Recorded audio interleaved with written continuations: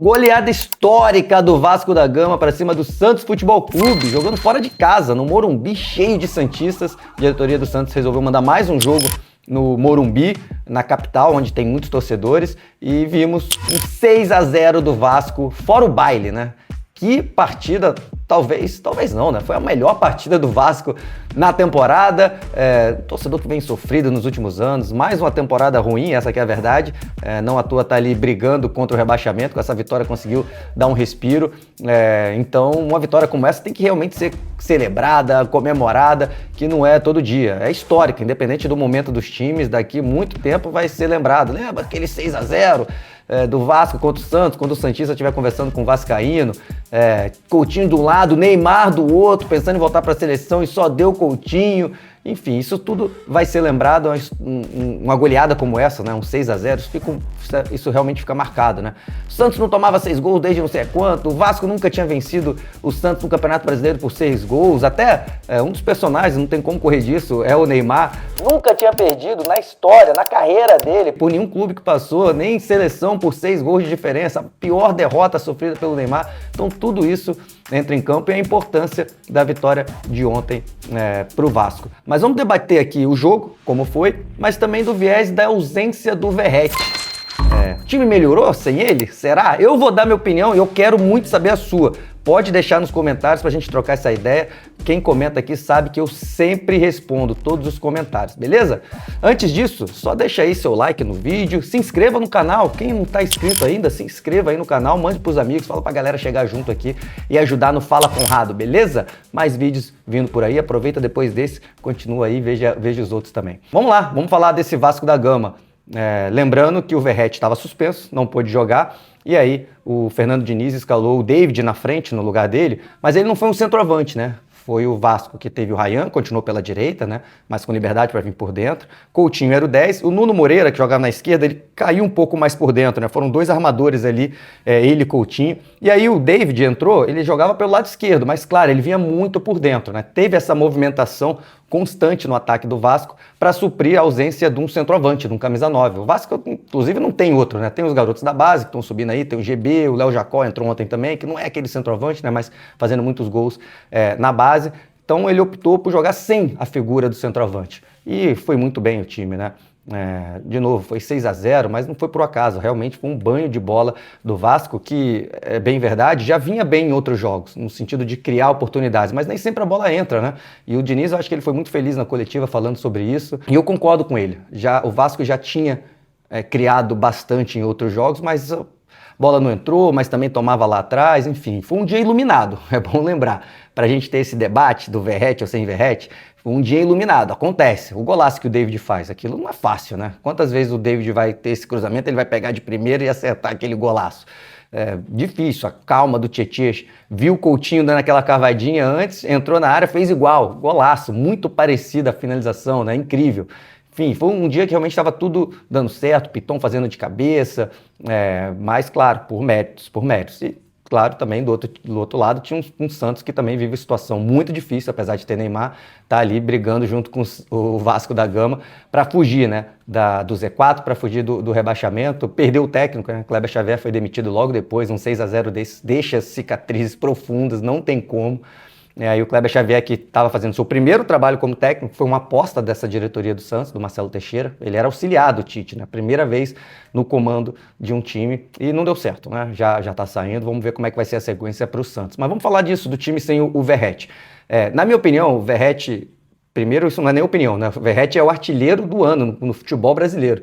Então, o cara que entrega gols. E não é muitos de cabeça, de pênalti, mas também com o pé. Quando chega ele dentro da área, ele coloca a bola para dentro, né? Ele é um cara, aqui falando dos pontos positivos, de muita personalidade, né? Ele chega junto, ele entrega o que ele consegue, o que ele tem. Se tem pênalti difícil, decisivo, ele vai lá e bate.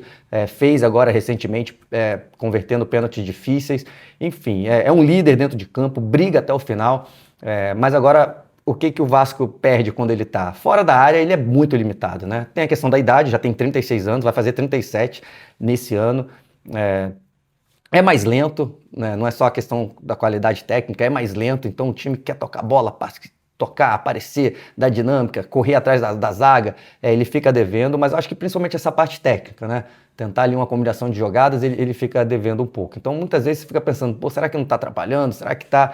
mas assim, a verdade é que em times que não estão tão bem, como é o caso do Vasco, desde que ele chegou, né? Você tem um centroavante que guarda a bola dentro da rede, faz diferença, é difícil tirar, principalmente quando o Vasco não tem outro. Então, o cara tá sempre entregando. Então, o que eu acho que aqui, no mínimo, o Fernando Diniz ganhou? Eu, né, antes de falar disso, eu daria sequência para o time sem o Verratti, pelo menos para testar. Foi muito bem, foi o melhor jogo, dá uma continuidade. E aí o Verratti entra, qualquer coisa, ele volta a ser titular. Eu, no mínimo, testaria, mas eu não vou aqui fazer essa matemática simples. Ganhou de 6-0 sem o Verratti significa que é melhor. Não é assim que funciona o futebol. Jamais estou dizendo que goleou porque o Verratti não estava.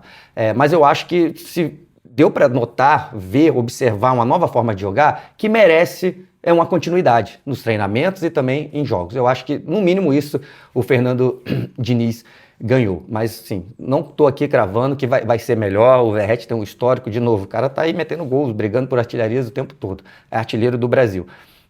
Mas se você pega ali os jogos do Verratti, cara, nem substituído ele era, né? Um cara que costuma jogar os 90 minutos. É raro ele sair de um jogo. Então, acho que, no mínimo, o Fernando Diniz ganhou uma alternativa, vamos dizer, ele quer jogar, é o Verratti, 90 minutos, titular, quer dizer, joga 45 minutos, não deu certo, segundo tempo dá para tirar. Você, no mínimo, abriu a cabeça do Vasco e do Fernando Diniz e comissão técnica, que tem outra forma de jogar. Então eu acho que vai ser natural, ou ele já dá sequência para o time que jogou contra o Vasco, ou no mínimo um segundo tempo, intervalo, 15 minutos, sai o Verratti, vamos jogar de outra forma. Que o Vasco não tinha. Acho que a cabeça do Vasco estava muito fechada. Verratti faz gol, é o único jeito, cruzamento, cabeceio dele, um dos melhores do mundo, e é mesmo. E aí o Vasco não estava conseguindo ser criativo para pensar outras formas de jogar. E aí, com essa suspensão, não só viu isso, como teve a melhor atuação do ano. Então, eu acho que foi positivo. Independente se o Verratti vai ser titular de novo ou vai perder essa vaga, eu acho que, no mínimo, alternativa, o Vasco ganhou. De novo, eu daria continuidade.